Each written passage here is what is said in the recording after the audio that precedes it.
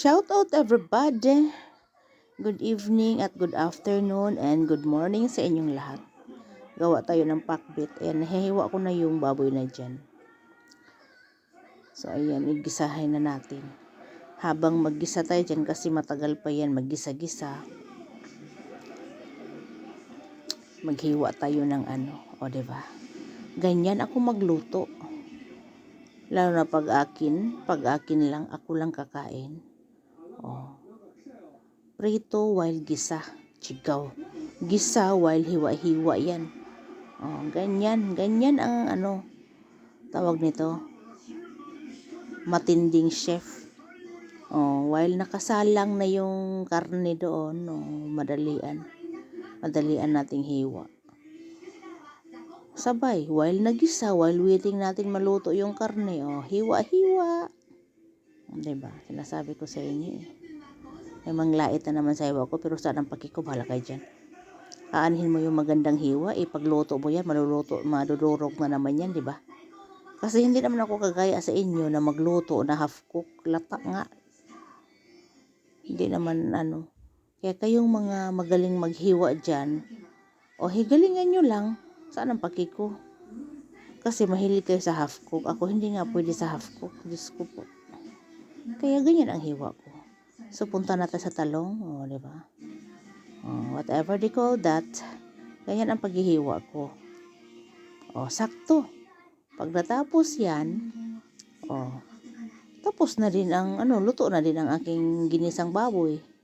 Diba? Yan lang ang flavor ng pakbit ko. Ayoko rin ng may hipon. Diba? Isang talong, isang ganyan. Diba? Mabalis. After nyan, tapos, luto na. Luto na ang ginisang baboy. Yan, putting the kuan. Let's putting the bawang. Let's putting the sibuyas na puti.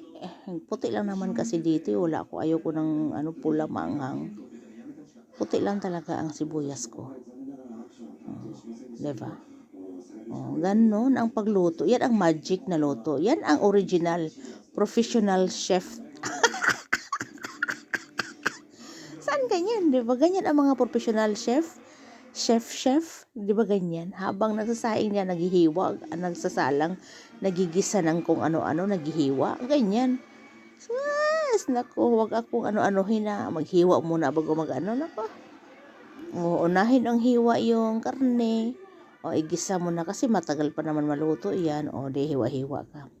So, puting na tayo ng kalabasa dyan. Malinis na yan kasi hinugasan ko na yan lahat eh.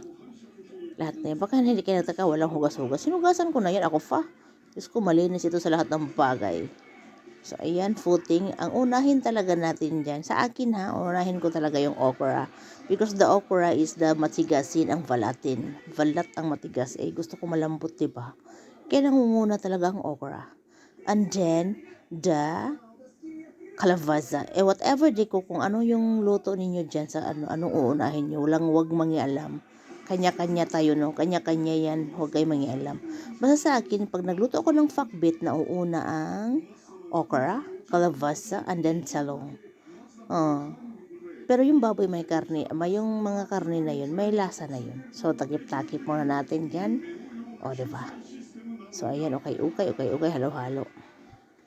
Tapos nilagyan ko ng kunting tubig lang kasi sinipsip niya yung mantika sa talong.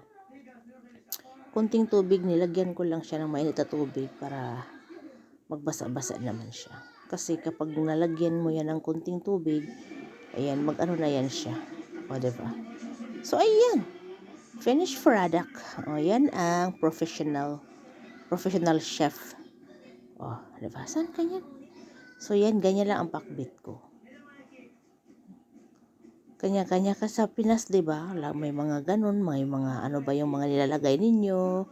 Yung mahabang basta batong ba yun? Basta ayoko niyan. Yan lang pag nagpakbit ako. Only 3 flavor lang. Okra, okra, kalabasa at saka talong. Then lamas at saka baboy, yun lang. Ayoko nang may bagoong. ganyan lang.